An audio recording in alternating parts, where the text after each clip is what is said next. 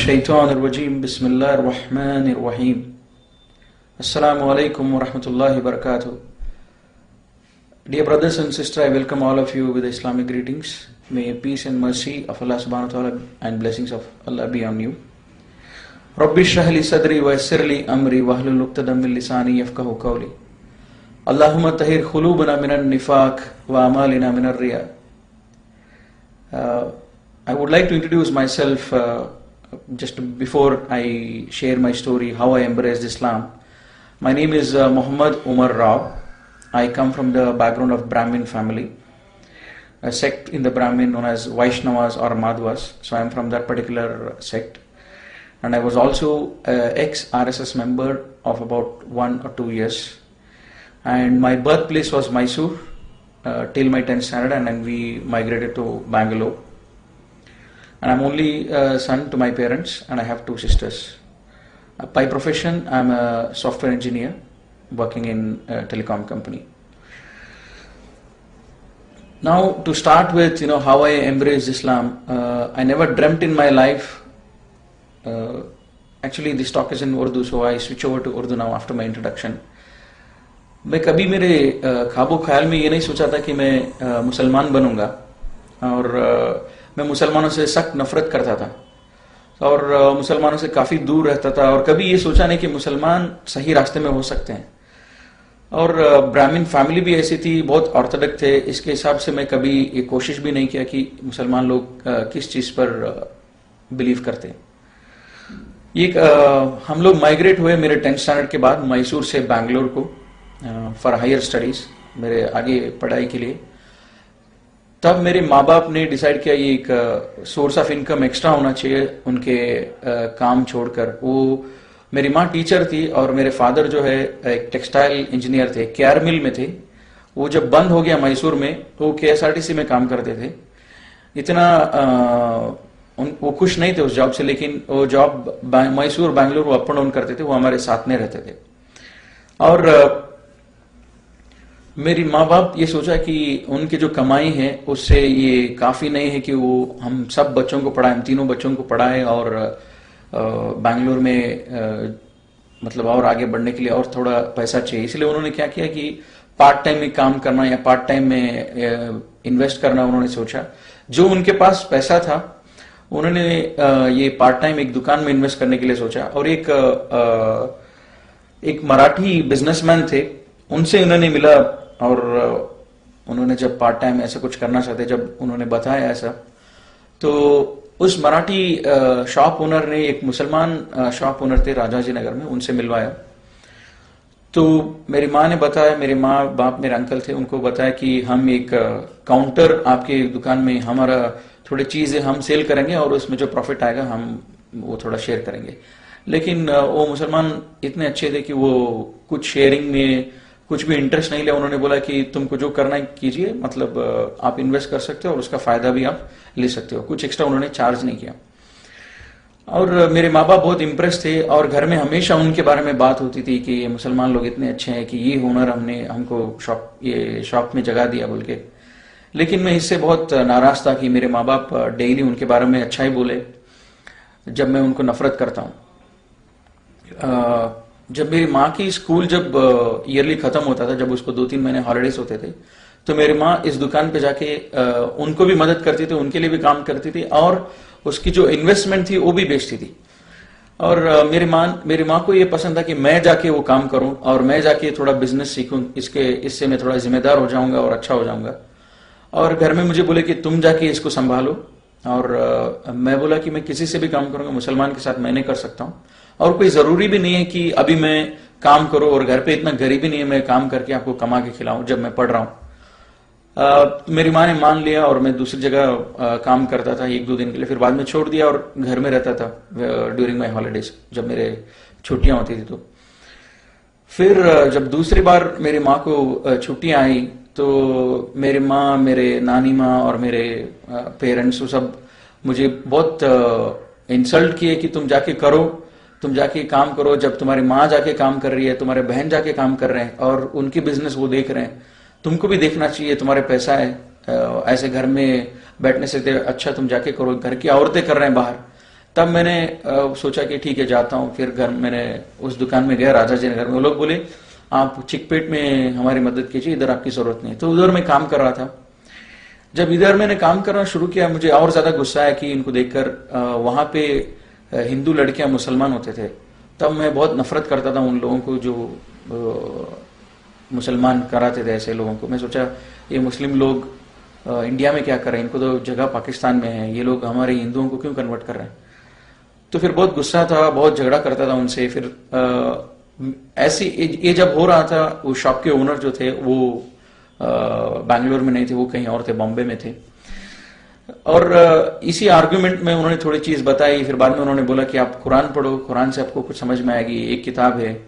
फिर बाद में मैं सोचा कि अच्छा मैं इनको सिखा। अब मैं हिंदू लड़कियों को जब पूछा तुम लोग क्यों इस्लाम में, वो लोग कुछ आंसर नहीं करते थे। वो इतना ही बोलते थे कि ये सच है इसलिए हम आ गए, या ज्यादा वो बोलते नहीं थे। और मैं सोचा कि अब आप लोग, ये लोग तो अनएजुकेटेड हैं, मैं ब्राह्मण फैमिली से हूं और मैं समझता हूं हिंदुइज्म क्या है बराबर, और मैं इनको एक सबक सिखाऊंगा, मैं इनको हिंदुइज्म सिखाऊंगा ताकि हम भी सच हैं।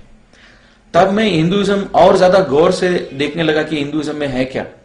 और मीन टाइम कुरान भी मैं पैरेलली कुरान भी पढ़ रहा था। थोड़े मैं एनालिसिस किए, थोड़े भगवान की एज पर हिंदू बिलीफ वो क्या करते थे, उनकी क्या हिस्ट्री है, उनकी क्या बैकग्राउंड है, उनकी क्या ये है। उसके बाद मैं क्रिश्चियनिटी भी पढ़ा। फिर बाद में मैं इस्लाम कबूल किया। तो वो एनालिसिस मैं आपको बता रहा हूं। अभी पहले जो थे, जब मैं आरएसएस मेंबर था, हमको डेली सुबह में ये बोलते थे कि राम मंदिर हमारा है, कश्मीर हमारा है, तो ये सब होता था। फिर बाद में मैं सोचा कि राम मंदिर, जब उसको बोल रहे कि राम हमसे ज्यादा, सबसे ज्यादा पावरफुल भगवान है, तो उसके बारे में थोड़ा एनालिसिस किया। राम जो है वो एक जो किंग बोलते हैं, जिसको बोलते हैं राजा, वो राजा के घर में पैदा होता है और उसकी 7 बीवियां होते हैं उस राजा को। और 7 बीवियों में एक बीवी के बेटे होते हैं राम।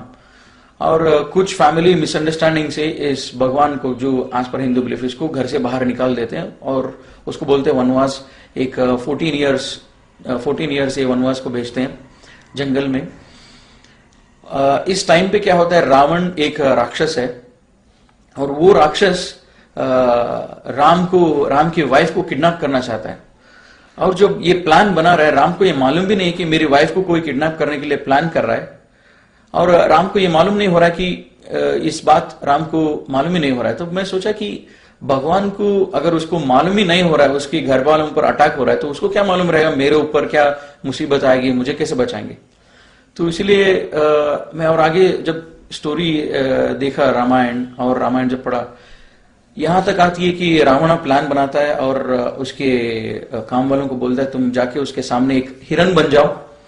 जब तुम हिरन बन जाओगे, राम और लक्ष्मण जो है तुम्हारे पीछे भागेंगे, और जब तुम्हारे पीछे भागेंगे तुम ज्यादा दूर भागो, और जब राम और लक्ष्मण जब ज्यादा दूर चले जाए घर से, तब मैं जो है मैं आके सीता को किडनैप करूंगा।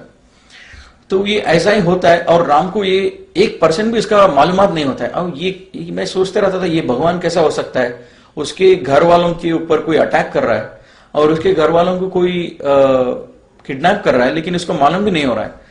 और ऐसे ही आता है, रावण की काम वाला जो है वो हिरन बन जाता है, राम उसके पीछे भागता है, लक्ष्मण भी उसके पीछे भागता है, ये बोलकर ये लक्ष्मण रेखा है, इसको पार मत करो। और वो दोनों भागते हैं। अभी इसके टाइम पे क्या होता है, रावण जो है एक भिक्षुक, जो बोलते हैं ये भीख मांगने वाले के वेश में आते, वो उसको सीता को बुलाता है कि मुझे कुछ चाहिए। अब सीता जब बाहर आती है, वो बोलती है मैं ये रेखा से आगे नहीं आ सकूंगी। फिर उनके बाद में डिस्कशन होता है और रावण बोलता है कि आप बाहर आके देना चाहिए कि मैं कोई भिक्षुक नहीं हूं, लेकिन मैं एक अच्छा भिक्षुक हूं। तो सीता उस लक्ष्मण रेखा से पार करती है। पार करके जो है जब जाती है, रावण उसको किडनैप करता है। जब वो किडनैप कर रहा होता है, तब भी राम को और लक्ष्मण को मालूम नहीं होता कि मेरी बीवी मेरे घर पे अकेली है और उसको कोई किडनैप कर रहा है। हाँ, जब किडनैप हो रहा है तभी भी सीता अपने आप को बचाने की भी कोशिश नहीं करती है। वो बहुत मजबूर होती है और वो रावण किडनैप करता है, वो लेके चले जाता है। इसके बाद जो है राम उसको तलाशने के लिए, वो उसको कौन किडनैप किया, उसको वापस लेके आने के लिए वो कितने साल लगा देता है। और ये हनुमान जिसको बोलते हैं, ये उनको बोलते हैं वानरू बोलते हैं कन्नड़ा में, इंग्लिश में उसको बोलते हैं मंकीज। उनके मदद से, ये बंदरों के मदद से वो कितने सालों के बाद सीता को वापस लेके आता है।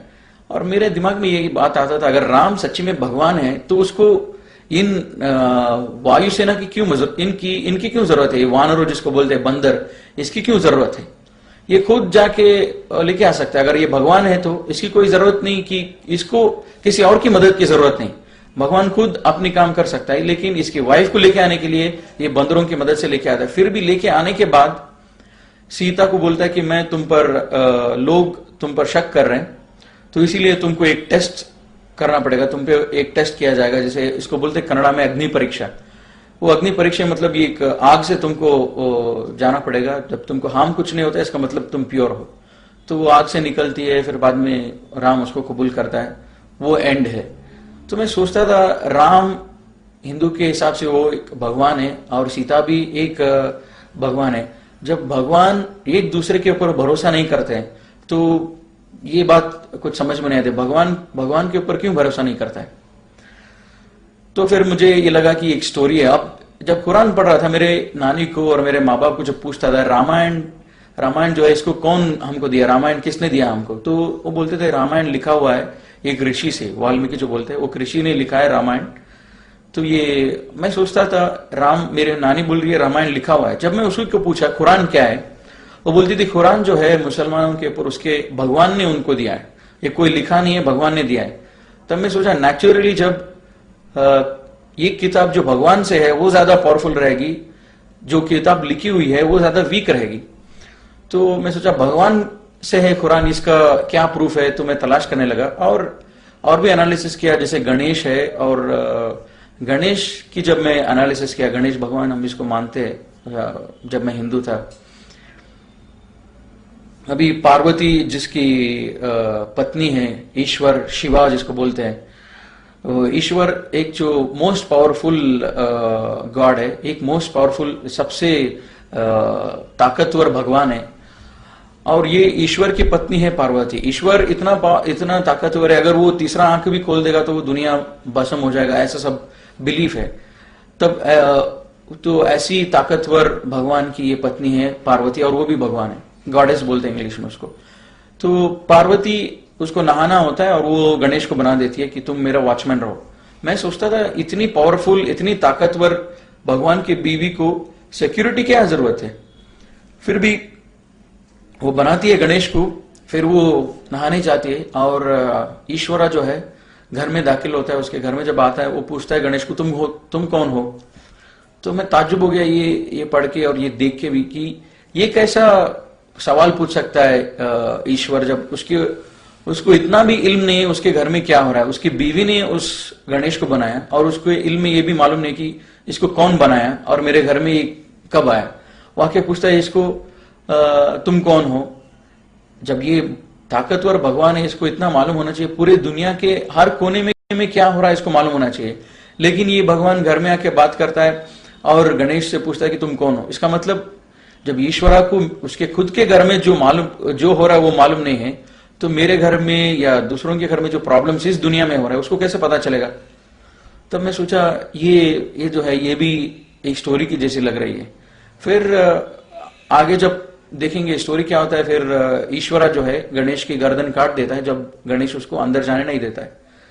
उस टाइम पे पार्वती आती है और पूछती है कि तुमने ऐसा क्यों किया, ये मेरा बेटा है और इसको वापस जिंदा करो। और ईश्वरा बोलता है मैं इसको जिंदा नहीं कर सकता हूं क्योंकि मैंने उसको काट दिया है।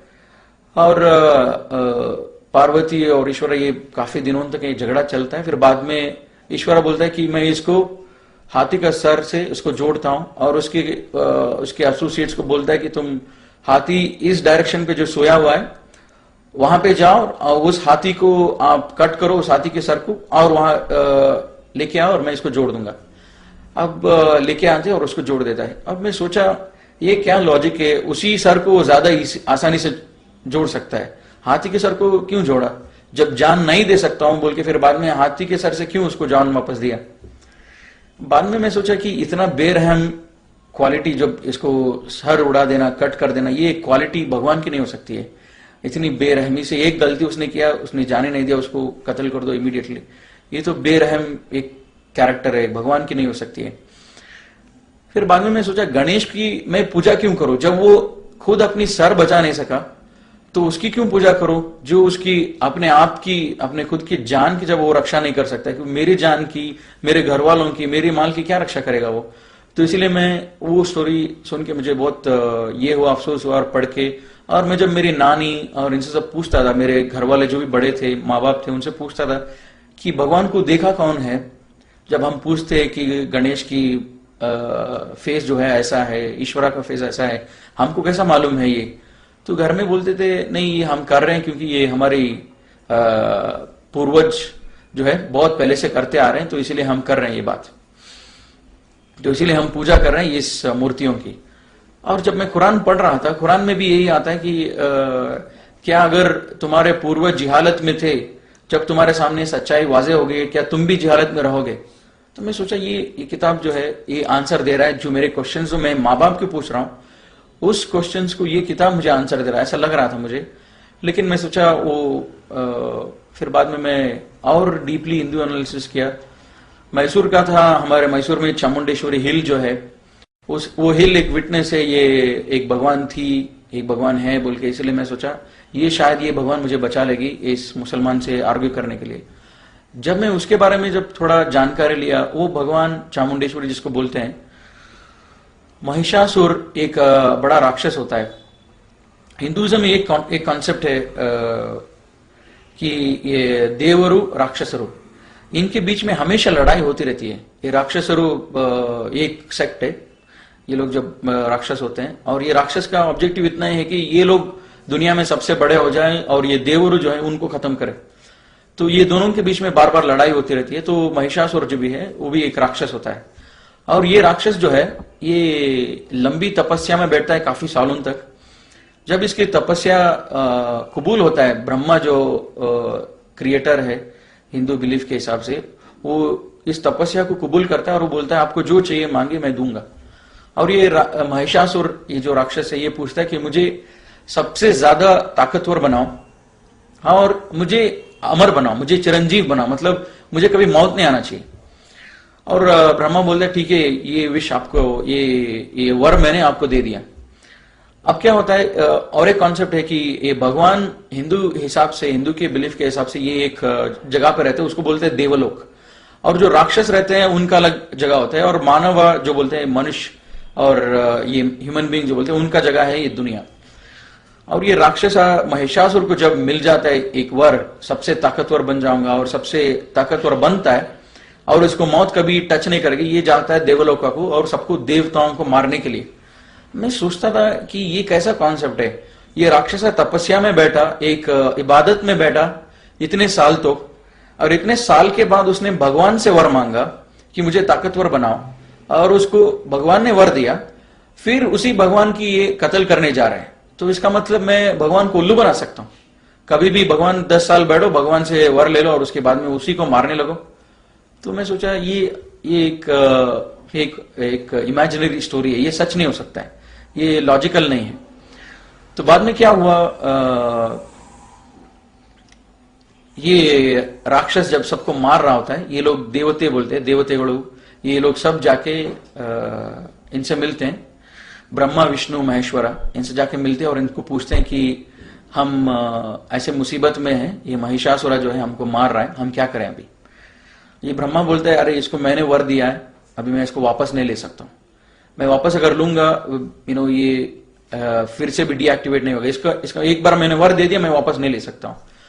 तो मैं सोचा कि ऐसा कैसा हो सकता है, मैं 10 साल बैठ के भगवान को उल्लू बना के एक वर ले लूं और बाद में उल्टा मैं भगवान को ही मारना शुरू कर दूं, ये सच नहीं हो सकता है।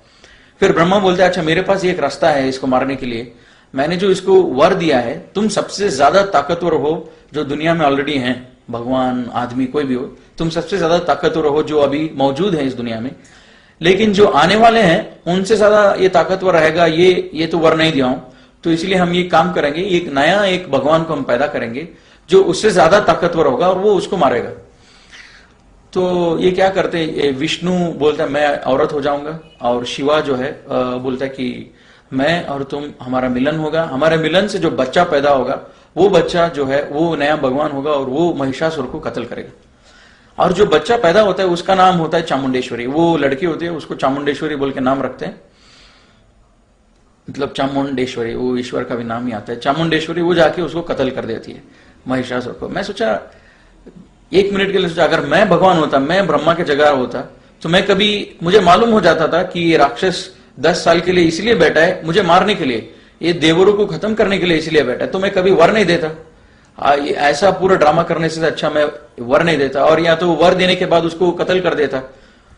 तो ये सब देख के मुझे लगा एक हिंदुइज्म, एक माइथोलॉजी। और मेरे माँ बाप और सब लोग बोल रहे कि हमारे भगवान जो हम जिसको पूज रहे हैं, जो भी हमारे मूर्तियां हैं, बस ये लोग, ये सच कोई किताब में नहीं है, लेकिन हम कर रहे हैं कि इसलिए क्योंकि ये हमारे पूर्वज करते थे। और एक ऐसी चीज थी जिससे मुझे ये आसान हुआ हिंदुइज्म के बारे में मैं बिलीफ छोड़ने के लिए, कि हमारे घर में एक कॉन्सेप्ट है मने देवरू, जिसको बोलते हैं घर का भगवान। हर एक घर का अपना अपना खुद का भगवान होता है। तो मेरे घर में भी हमारा मने देवरू जो बोलते हैं, हमारा घर का भगवान जो था वो स्नेक था, स्नेक, सांप। और मेरे कजिन का मने देवरू घर का भगवान था ईगल। मेरे घर में जब भी फेस्टिवल होता था मेरी माँ बोलती थी कि उनके घर पे जाओ मत, और उनके घर में जब फेस्टिवल होता था वो बोलते थे कि मेरे कजिन को मेरे घर पे आओ मत, क्योंकि ये ईगल गॉड और स्नेक गॉड और बोथ आर एनिमीज। तो मेरी माँ बोलती थी तुम्हारा गॉड जो है वो स्नेक है, अब उनका गॉड ईगल है, तब जब तुम फेस्टिवल में जाओगे तो तुमको प्रॉब्लम हो जाएगा। मैं सोचता था हाउ इलॉजिकल इट इज, ये तुम क्या बोल रही हो, ये सब मुझे समझ में नहीं आती है। क्योंकि मैं कजिन के घर जाना चाहता हूँ और अच्छा खाना चाहता हूँ उधर भी, because I want to show my new dresses there, लेकिन तुम बोल रहे हो तुम जाओ मत। ये कैसा हो सकता है, भगवान और भगवान के बीच में दुश्मनी। और अल्लाह ताला कुरान में बोलता है कि इस कायनात को बनाने में अगर एक से ज्यादा लोग होते, एक से ज्यादा क्रिएटर होते, तो बहुत ज्यादा कंफ्यूजन होता है इस दुनिया में। तो मैं ये कंफ्यूजन मेरे घर में ही दिख रहा है, क्योंकि मेरी माँ बोल रही है हमारा घर का भगवान जो है स्नेक है, और मेरे कजिन का घर का भगवान जो है वो जो है ईगल है। तो ये भी एक ऐसी चीज थी which help me to I believe more in Islam. ये ऐसे सब चीज थी। और कुरान इसके बारे में लाइव अल्लाह ताला is talking to me in this book. अल्लाह ताला बोल रहा है कि ये अगर इस दुनिया को बनाने में बहुत सारे भगवान होते तो उन भगवानों के बीच में बहुत सारे प्रॉब्लम भी होते। जैसे मैंने देखा रावण और राम और ब्रह्मा, महिषासुरा और जो है ईश्वरा, पार्वती, और ये सब जब देखा मैं, ये भगवान को दूसरे भगवान के बारे में मालूम ही नहीं है, जानकारी नहीं है। एक भगवान एक काम करता है, उसके बारे में दूसरे भगवान को मालूम नहीं है। जब ब्रह्मा ने महिषासुरा को वर दिया, उसके बारे में शिवा को मालूम नहीं, विष्णु को मालूम नहीं। जब ये सब कंफ्यूजन ही है। तो अल्लाह ताला कुरान में भी यही बोल रहा है कि अगर इस दुनिया को, और इस दुनिया में अगर एक से ज्यादा खुदा होते, तो एक से ज्यादा क्रिएटर होते, एक से ज्यादा अल्लाह होते, तो बहुत सारे प्रॉब्लम होते। तो मैंने थोड़ा क्रिश्चियनिटी पे पढ़ा। जब मैं 10th स्टैंडर्ड में जब था इंडिया में, मैसूर में, उधर एक पुष्पाश्रम बोल के एक जगह था, वहां पे क्रिश्चियंस लोग, फादर्स लोगों को ग्रेजुएट करते थे। तो उधर मैं क्रिसमस में कभी जाता था, उनके हम लोग एक टूर के हिसाब से उधर जाते थे और देखते थे। हमारे फैमिली सबको लोग बुलाते थे, हम पूरे माँ बाप के साथ जाके देखते थे। वो जो मूर्तियां रखते थे जीसस की, मदर मेरी की, हम लोग देखते थे। वो उतना इल्म मुझे था, ये लोग क्रिश्चियंस भी जीसस को पूछते हैं। जब मैं थोड़ा ज्यादा जानकारी लिया तब मुझे मालूम पड़ा, ये बोलते हैं Jesus is the only son of God, only begotten son of the God. मतलब जो एक बेटा है, खुदा का बेटा है जो बोलते हैं। मैं सोचा हमारे घर में भी ये बात कभी कभी होती थी कि जब घर में लड़की पैदा होते तो ये लोग खुश नहीं होते थे हिंदूस। हम इनको बेटों की ज्यादा जरूरत होती थी। और जब मैं पूछता था कि बेटे को इतना क्यों अहमियत देते थे, ये बोलते थे कि बेटों से हमारा खानदान आगे बढ़ता है। तो बेटों की जरूरत अल्लाह को क्यों होना चाहिए, कि जब बेटा इसीलिए जरूरी है खानदान को आगे चलाने के लिए या नाम रोशन करने के लिए जो भी है, लेकिन अल्लाह को बेटा की जरूरत क्यों है? अल्लाह तो स्टार्टिंग भी है, एंडिंग भी अल्लाह ही है, मतलब बीच में कोई नहीं, अल्लाह की सब कुछ है। तब मैं सोचा कि ये क्रिश्चियनिटी का जीसस सन ऑफ गॉड, ये जो भी है जिसको पूछते हैं, और मदर मैरी, ट्रिनिटी का जो भी कॉन्सेप्ट है, ये भी हिंदू के आसपास है, हिंदुइज्म के सेम फिलॉसफी है। तो मैंने क्रिश्चियनिटी को भी मैंने बहुत देर तक एनालाइज नहीं किया, फिर बाद में मैंने वो भी छोड़ दिया। जब मैं कुरान पढ़ रहा था मुझे मालूम हो गया कि इस्लाम सच है, लेकिन मुझे कबूल करने बहुत मुश्किल हो रहा था कि इस्लाम सच है, क्योंकि मैं मुसलमानों को बहुत नफरत करता था और मुझे मेरे फैमिली मुस्लिम्स के बहुत खिलाफ था, मतलब ब्राह्मीण कम्युनिटी एज सच। तो मुझे डर भी लगता था कि ये कैसे सच हो सकता है। जब मैं कुरान पढ़ रहा था आगे थोड़ी आयत आई जो मैं आपसे शेयर करूंगा। ये आयत जो है मेरे दिल के अंदर बहुत तकलीफ हुआ और उसके बाद में मैंने इस्लाम कबूल किया। मैं सोचा अल्लाह ताला कुरान में बोलता है कि मैं हर चीज को माफ करूंगा जिसको चाहिए उसको, लेकिन शिर्क को माफ नहीं करूंगा। तो मैं सोचा मैं शिर्क को छोड़ दूंगा, बाकी सारे चीज मैं करते रहूंगा, क्योंकि शिर्क को छोड़ने के बाद मैं ऐसा कोई गुनाह नहीं कर रहा हूं जिससे मुझे अल्लाह ताला पनिशमेंट दे। तो मैंने शिर्क छोड़ दिया और मैं सोचा जो भी मैं कुरान पढ़ के मैं जो फॉलो कर सकता हूं मुसलमान नहीं बन के, वो मैं करूंगा। तो मैं शिर्क छोड़ दिया और घर में झगड़ा शुरू हो गया। घर में पूछने लगे कि तुम शिर्क क्यों छोड़े, मतलब पूजा करना क्यों छोड़े इन बुतों को। और मैं बोला कि मैं आजकल मॉडर्न बन रहा हूँ, कॉलेज में जा रहा हूँ और कॉलेज में सब मजाक उड़ाते हैं कि तुम ये तो नामा सब लगाते हो, कुमकुम सब लगाते हो, इसीलिए मैंने छोड़ दिया ताकि मुझे मॉडर्न बनना है। तो मेरी माँ थोड़ा कन्विंस हो गई, तो मैं पूजा छोड़ दिया। और ये सब एनालिसिस जब मेरा पूरा हुआ तो उसी टाइम पर मेरा कॉलेज भी स्टार्ट हो गया, मेरा सेकेंड ईयर चालू हो गया। तो मैं वो दुकान से बाहर आ गया। अब जो है पूरा कुरान पढ़ा, लेकिन पूरा कुरान पढ़ने के बाद मुझे थोड़ी आयत समझ में आई, वो तो शिर्क करना नहीं चाहिए और आखिरत क्या, ये समझ में आया था।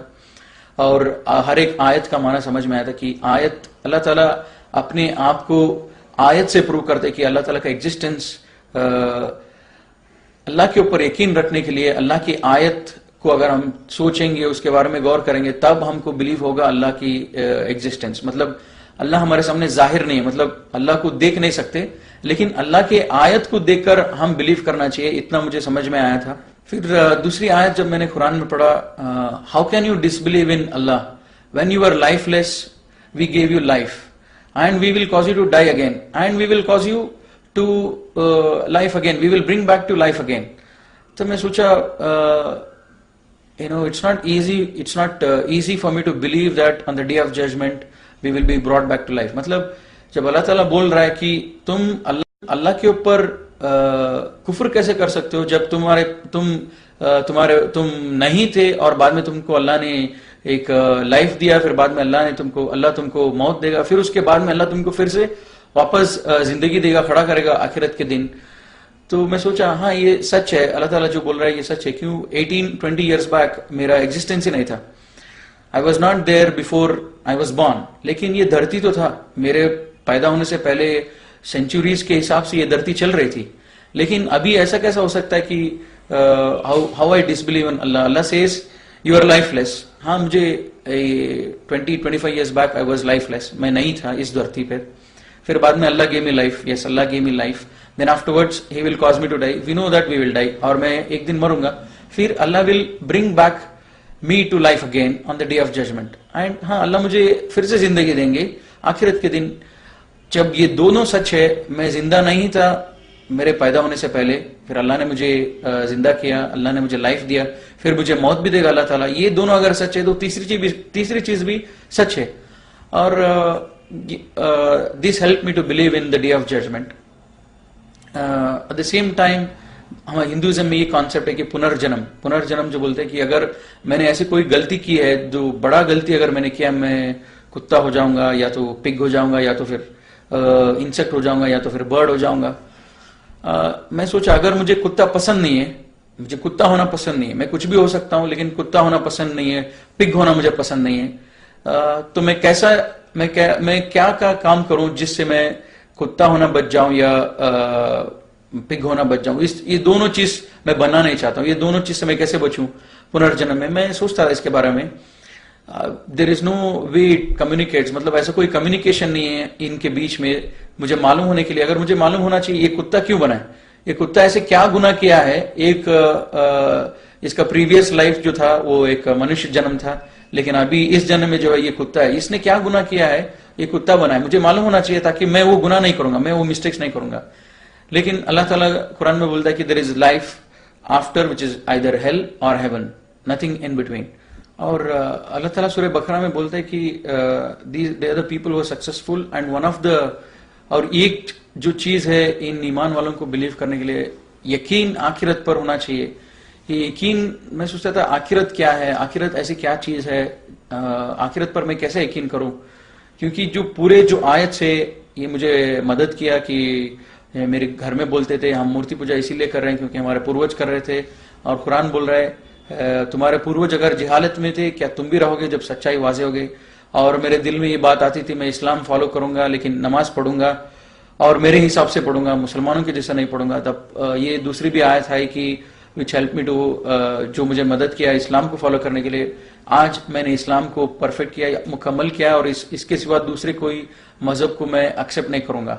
और ये सब आयत मुझे मदद किया। लेकिन मैं सोचा आखिरत के लिए क्या आयत है, और अल्लाह ताला पूरे कुरान में बोलता है कि मेरे बंदों को जो लोग सोचते हैं उनके लिए मैं हर दिन हजारों आयत दिखाता हूं। दिन होता है, रात होता है, बारिश होती है, ये सब देखने के लिए आयत है, लेकिन लोग सोचते नहीं है। तो आखिरत के लिए ऐसा क्या आयत है, मैं सोच रहा था। जब ऐसी टाइम पर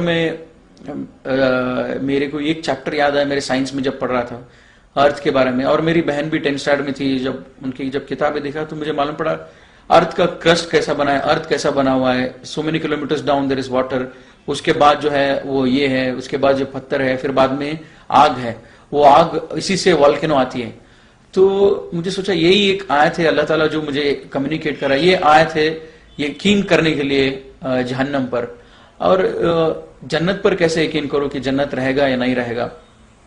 जब मैं टीवी देखता था ये कश्मीर वगैरह सब, कश्मीर और ऊटी जब गार्डन्स देखता था, तब मैं सोचता था अगर दुनिया में इस धरती में अगर अल्लाह ताला इतने अच्छे गार्डन जब बना सकते हैं तो आखिरत में क्यों नहीं रहेगा इतने अच्छे गार्डन। तो मुझे ज्यादा डिफिकल्ट नहीं हुआ, मैंने आखिरत पर यकीन कर लिया।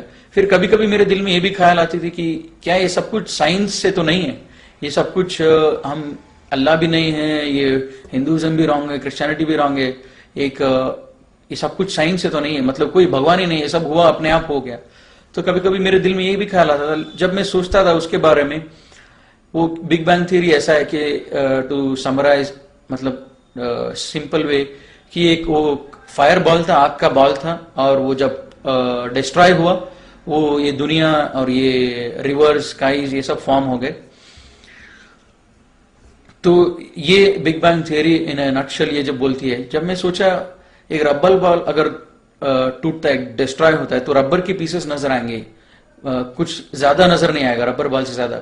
उसी हिसाब से अगर एक फायर बॉल, एक आग का बॉल भी अगर डिस्ट्रॉय होता है तो आग ही दिखना चाहिए हर जगह। ऐसे कैसे कि पानी भी है धरती में और ग्रीनरी भी है और हमारे लाइफ है, ये साइंस भी थोड़ा it was not helping me. तो मुझे मालूम पड़ा कि ये साइंस जो है एक चीज बता रही है, लेकिन it is not only because of big bang theory. लेकिन अल्लाह ताला बोलता है पूरे क्रिएशन कैसे हुआ इन कुरान में, तो वो अल्लाह ने आंसर दिया। अब जब मेरा कॉलेज स्टार्ट हुआ तब मैं पूरा फुल टाइम उस दुकान में नहीं जाता था, लेकिन सैटरडे संडे उस दुकान में जाता था क्योंकि उस ओनर से भी अच्छी दोस्ती हो गई थी। वो उनका बिहेवियर अच्छा था, जब हमारा सैलरी टाइम पे देते थे, ज्यादा चीटिंग नहीं करते थे मेरे माँ के बिजनेस में, और हमको सब मदद करते थे, और जो भी दुकान में थे उन सबकी मदद करते थे जब जरूरत हो। तब मैं सोचा उनसे मिलने के लिए जाऊंगा। हर सैटरडे संडे जाता था, और जब भी जाता वो बिजी रहते थे उनके काम में, और मैं कुरान पढ़ता था। जब कुरान पढ़ता था नेक्स्ट टाइम जब गया मैं, और हमेशा जब भी मैं कुरान पढ़ने फिर से शुरू करता मुझे डर लगता था लास्ट टाइम मैंने पढ़ा नहीं बराबर, तो फिर से शुरू करता था कुरान पढ़ने बिगिनिंग से, सूरह फातिहा सूरह बकरा फिर से शुरू करता था। जब फिर से शुरू किया कुरान में एक आयत ऐसा आएगा सूरह बकरा में, this is the book of which this is the book from your lord on which there is no doubt and this is a guidance for those who are conscious and who have the faith in Allah and faith in unseen and who have faith in the hereafter. And तो ये आयत एक 6 आयत थी, उससे मुझे डर लग रहा था और मैंने नमाज पढ़ना शुरू किया। वो 6 आयत था, one is we should believe in we should have the consciousness and we should believe in the unseen, which is Allah subhanahu wa ta'ala जो दिखते नहीं हैं, और एंजल्स और आखिरत उस पर। और दूसरी चीज वो है कि एस्टैब्लिश प्रेयर, और चौथी चीज believe in what is revealed on prophet Muhammad सल्लल्लाहु अलैहि वसल्लम and what was revealed before him. जो प्रॉफिट सल्लल्लाहु अलैहि वसल्लम के ऊपर नाजिल हुआ और उनसे पहले जो नाजिल हुआ उसके ऊपर ईमान लेके आना, ये थी। और जो हमने दिया है आपको उससे खर्च करो, मतलब जक़ात दो वगैरह, सदका करो। एंड फाइनल चीज था कि आखिरत पर यकीन रखने वाले ये लोग हैं जो रियली सक्सेसफुल हैं, और ये लोग ट्रू गाइडेंस पर हैं, ये लोग जो है सही हिदायत पर हैं। इसीलिए जब ये आयत पढ़ा तब मुझे लगा कि ये आयत के हिसाब से मैं सक्सेसफुल नहीं हूं, कि मैंने शिर्क छोड़ दिया। लेकिन ये आयत बोलता है कि who are conscious and who believe in unseen and were steadfast in the prayer, were establishing the prayers. अब बाकी चीज ज़कात ये सब तो मेरे लिए इंपॉर्टेंट नहीं था, मतलब मैं उसका एलिजिबल नहीं था। तो मुझे अब जरूरी है कि मैं प्रेयर को एस्टैब्लिश करूं, मतलब मेरे नमाज जो है इसको शुरू करूं। और मैं 2 दिन हो गया मैं घर चला गया और मैं सोचता रहा मुझे अभी प्रेयर पढ़ना है, कैसे पढ़ना है वगैरह सब। अब मैं इन लोगों से मिला जो ऑलरेडी मुसलमान हुए थे, उनसे पूछा कि तुम लोग कैसे नमाज पढ़ते हो। वो लोगों ने एक डायरी दिखाया, ब्लैक डायरी, हम कन्नड़ा में लिखे, इससे सीखे, हम इससे नमाज पढ़ना शुरू किया। तब मैं भी नमाज पढ़ना शुरू किया जब वो लोग जैसे कर रहे थे। लेकिन नमाज पढ़ने से पहले मैंने ये सूरा जब कोशिश किया पढ़ने के लिए, बहुत मुश्किल हो रहा था मुझे। अल्हम्दुलिल्लाह बोलने के लिए भी मुझे बहुत तकलीफ होता था, क्योंकि ये अरबिक जबान इतना आसान नहीं था मुझे बोलने के लिए।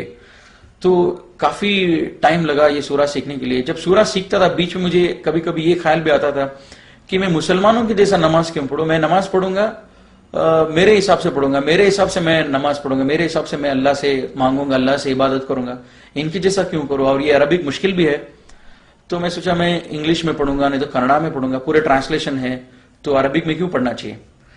तब मैं ये सोचा थोड़े दिन, मैं सोचा अच्छा ठीक है ऐसे ही करते हैं। तो मैं जब फिर से जब गया नेक्स्ट सैटरडे संडे उधर कुरान पढ़ने के लिए, तब सूरह इमरान में मुझे एक आयत आती है, today we have perfected this religion and we have chosen Islam for you. Apart from this religion, no other religion is accepted, and anybody else follows other than this, they are thrown to hellfire. मुझे डर लगने लगा कि पहले दिन मैंने decide किया मैं शिर्क नहीं करूंगा, और जब नेक्स्ट टाइम जब कुरान पढ़ा ये बोल रहा है कि एस्टैब्लिश प्रेयर। अब मैं एस्टैब्लिश प्रेयर करने सोचा था, जब एस्टैब्लिश प्रेयर करने के लिए जब पूरे सूराज जब पढ़ रहा था इतना मुश्किल हो रहा था, मैंने सोचा मेरे हिसाब से मैं नमाज पढ़ूंगा। अब कुरान बोलता है मुझे Islam is the only religion which is accepted. तो मुझे धीरे धीरे डर लगने लगा और ये यकीन आता रहा कि ये किताब जो है एक आदमी लिख नहीं सकता है। जो मेरे दिल के अंदर जो स्ट्रगल हो रहा है, मेरे दिल के अंदर जो दिन रात में सोच रहा हूं कि ये सच है, ये सही है, अच्छा ऐसा करूंगा वैसा करूंगा, ये जो हो रहा है उसके जवाब जो है ये कुरान में मुझे मिल रहा है। और मैं ये बात किसी से बोल नहीं रहा हूं, ये इसका जवाब मुझे कुरान से मिल रहा है। मेरे जिसके दिल के हालत पर कुरान मुझे कमांड कर रहा है कि ये सही है, ये गलत है। तो मुझे डर भी लगने लगा और यकीन होने लगा कि इस किताब को एक आदमी नहीं लिख सकता है। मुझे जो भी बनाया हो, जो बनाया है, मुझे जो बनाया है वही इस किताब को नाजिल कर सकता है। तब मुझे यकीन आने लगा ये किताब जो है अल्लाह की तरफ से। फिर मैं बहुत मेहनत किया, 3-4 महीने लगे, फिर नमाज पढ़ना शुरू हुआ, सब सूराज लर्न किया, फिर नमाज पढ़ रहा था। और कभी कभी नमाज मेरी होती थी, कभी कभी नहीं होती थी, क्योंकि घर पे मेरे माँ बाप के सामने तो नहीं पढ़ता था। और अभी नमाज तो पढ़ रहा हूँ, शिर्क नहीं कर रहा हूँ, नमाज पढ़ रहा हूँ, लेकिन मैं सोचा अभी ठीक चल रहा है, अब जरूरी नहीं कि मैं और आगे जाऊं। तो मैं सोचा अभी मेरा पढ़ाई कंप्लीट कर लेता हूं, मैं इंजीनियरिंग फिनिश करता हूं, फिर बाद में मैं एमबीए करूंगा, उसके बाद में मैं इस्लाम कबूल करूंगा। तब तक मैं इस्लाम नहीं कबूल करूंगा, तब तक मैं शिर्क छोड़ूंगा और नमाज पढ़ूंगा। ये दो से ज्यादा मैं आगे नहीं बढ़ूंगा। जब नेक्स्ट टाइम मैं जब कुरान पढ़ने लगा, फिर से जैसे मैं शुरू से पढ़ने लगा, सूरह बकरा में दूसरी आयत आती है कि ये लोग किस चीज के लिए इंतजार कर रहे हैं। ये लोग इंतजार कर रहे हैं अल्लाह और अल्लाह की मलाइका को, जब वो आसमान में आ जाए तब तो क़यामत है, मतलब then the matter is settled. तो इंग्लिश में आयत मुझे बहुत लगती थी, what are this people waiting for, are they waiting for Allah to come out with the angels in the clouds, then the matter is settled. इसका मतलब ये था कि ये किस चीज पर इंतजार कर रहे हैं। अगर ये लोग वेट कर रहे हैं अल्लाह के ऊपर यकीन करने के लिए, क़यामत कभी भी आ सकती है। Are they waiting for Allah to come out with the angels. तब मुझे और डर लगता था कि मैं नमाज पढ़ना शुरू किया, कुरान बोल रहा है कि मुझे किस चीज के लिए इंतजार कर रहा हूं। और मैं अंदर ही अंदर ये प्लान किया था मैं इंजीनियरिंग पढ़ूंगा, एमबीए करूंगा, उसके बाद में मैं घर से बाहर आऊंगा। जरूरत नहीं था घर से बाहर आने के लिए, लेकिन घर के अंदर भी तो नहीं कर सकता था। एक मुझे मालूम था मुझे घर से बाहर आना है। तो मैं सोचा अभी मुझे और ज्यादा स्टेप्स लेना पड़ा, लेकिन और मैं कुरान पढ़ते रहा और मैं घर पे नमाज पढ़ते रहा। मैं सोचा कि मुझे एक रास्ता निकालना चाहिए कि इस्लाम कंप्लीटली फॉलो करने के लिए। और बार बार अल्लाह ताला कुरान में बोलता है कि इस्लाम में पूरे के पूरे दाखिल हो जाओ। और मुझे मालूम था कि मैं पूरा दाखिल नहीं हूं, क्यों मैं शिर्क छोड़ दिया और नमाज पढ़ रहा था बस, और बाकी जो भी इस्लाम की अहकामात है वो नहीं कर रहा था। जुमा को मस्जिद में नहीं जा रहा था, और रोजा जब रखता था कभी कभी रखता था, कभी कभी नहीं रखता था। तो मुझे मालूम था कि मैं इस्लाम में कंप्लीटली नहीं हूं, मुझे कंप्लीटली आने के लिए कुरान बोल रहा है, अब मुझे कंप्लीटली आना चाहिए। फिर बाद में पहला रमजान आया, मैं पहले रमजान में अल्हम्दुलिल्लाह पूरे के पूरे रोजा रखा। फर्स्ट 2 डेज शायद छूट गया होगा, पूरे के पूरे रोजा रखा। और मेरे घर में बहुत झगड़ा होती थी कि माँ को डाउट आने लग गया मैं रोजा रख रहा हूं बोल के। अब जब उसको डाउट आता था उस दिन मैं उससे बचने के लिए वो जब फोर्स करती तो उसके सामने खा लेता। तो ऐसे 2 रोजे छूट गए होंगे। फिर पहले रमजान हुआ, फिर बाद में मैं अल्हम्दुलिल्लाह थोड़ा स्ट्रांग हुआ, थोड़ा यकीन भी हुआ। अब घर पे जो बात करने लगते थे हम डेली डिनर पे, लंच पे, जब उनको बताने लगा क्यों अभी जब मेरा प्लान के हिसाब से कुछ भी नहीं होगा, मुझे अभी घर में बोलना चाहिए धीरे धीरे कि मैं इस्लाम में आ रहा हूं, तब मैं घर में बोलने लगा धीरे धीरे कि ये गलत है हम जो कर रहे हैं। फिर ये सब बोलता भी रहा, और कॉलेज में जाते, कॉलेज भी पढ़ाई भी होती थी। कभी कभी दिल में ये ख्याल भी आता था कि ये सब जरूरी है क्या, अभी मैं बच्चा हूं, अभी मैं 17-18 ईयर्स में हूं और मुझे पढ़ाई पे ध्यान देना चाहिए, ये सब जरूरी नहीं है। ये अभी ठीक है मैं शिर्क छोड़ दिया और नमाज पढ़ रहा हूं, लेकिन घर से बाहर जाना जरूरी नहीं है। मैं सब कमाऊंगा, अच्छा पोस्ट पे आऊंगा, तब जाके मैं पूरा का पूरा इस्लाम फॉलो करूंगा। ये ख्याल भी आता था। कभी नमाज के लिए भी इरेगुलर हो जाता था। जब घर में नमाज पढ़ने की अपॉर्चुनिटी भी जब होते थे वो नमाज छोड़ देता था कोई भी बहाना लेके। फिर बाद में कभी भी हॉलीडेज आता, सैटरडे संडे, फिर वो दुकान में जाता, कुरान पढ़ता था। जिससे बिगिनिंग से जब पढ़ता था वो कुरान में आता था कि सूरह बकरा में, there are people who say we believe in Allah in the last day and they are deceiving Allah. They think they are deceiving Allah and the believers, but they are not deceiving anybody else, they are deceiving themselves. इसका मतलब ये कि थोड़े लोग हैं जो बोलते हैं कि हम अल्लाह पर ईमान रखते हैं और आखिरत पर ईमान रखते हैं, लेकिन वो हकीकत पे ईमान नहीं रखते हैं। वो बस एक मजाक कर रहे हैं, एक धोखा दे रहे हैं अल्लाह और अल्लाह के बंदों को। लेकिन ये धोखा किसी और को नहीं, अपने आप को धोखा दे रहे हैं। तब मैं सोचता था कि क्या ये आयत मेरे लिए है क्या, कि क्या मैं अल्लाह को धोखा दे रहा हूं, क्या मैं अल्लाह के बंदों को धोखा दे रहा हूं। तब मैं तुरंत सोचता था कि और जब फॉलोइंग आयत ये आती है, when they are alone with their evil ones they say we were just mocking at them, we were not believers. जब मैं सोचता था इस आयत के बारे में, इतना तो था, पहली आयत से मुझे बहुत डर लगता था।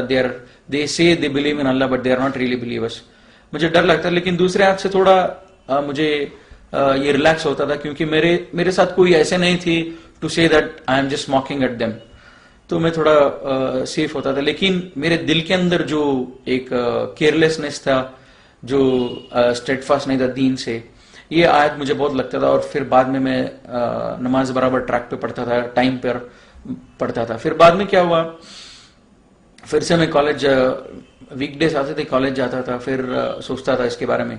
फिर कभी कभी बैक सीट ले लेता कि ये जरूरी नहीं है, मेरे करियर जरूरी है, मेरे को अच्छा मार्क्स लेके आना है, ये सब जरूरी नहीं है। फिर 1-2 आयत ऐसी मैं पढ़ा, फिर बाद में दैट चेंज्ड माय लाइफ। फिर बाद में मैं घर में ओपनली डिस्कस करने लगा इस्लाम के बारे में। वो लास्ट एक आयत ये थी which really help me a lot to change, मतलब बहुत मुझे मदद किया है चेंज करने के लिए मेरे लाइफ। वो था कि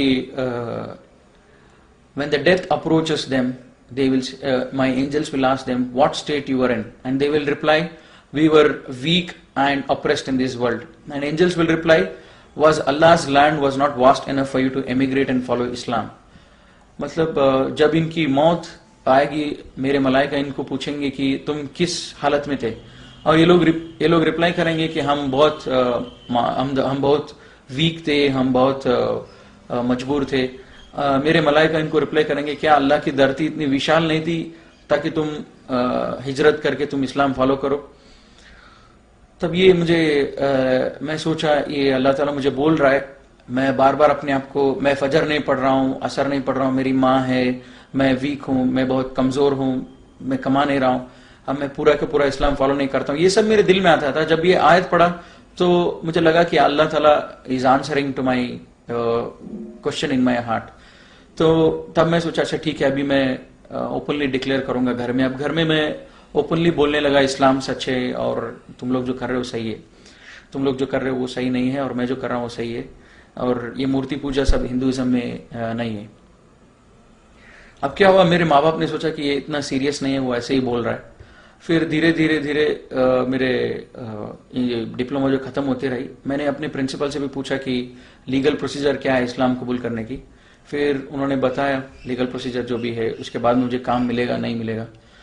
फिर इतना हुआ मेरे घर में, जब मैं पूरा बोल रहा था मेरे माँ बाप भी ये मानते थे मैं जो बोल रहा हूँ सच बोल रहा हूँ, लेकिन वो बोलते थे कि हम इस्लाम फॉलो इसलिए नहीं कर सकते, हमारी सोसाइटी हमारी कम्युनिटी हमको ये बड़ा मुश्किल होगा। लेकिन अल्लाह ताला कुरान में भी ये बोलते हैं कि ए नबी, ये लोग इस किताब को ऐसे पहचानते हैं जैसे अपनी बेटों को पहचानते हैं।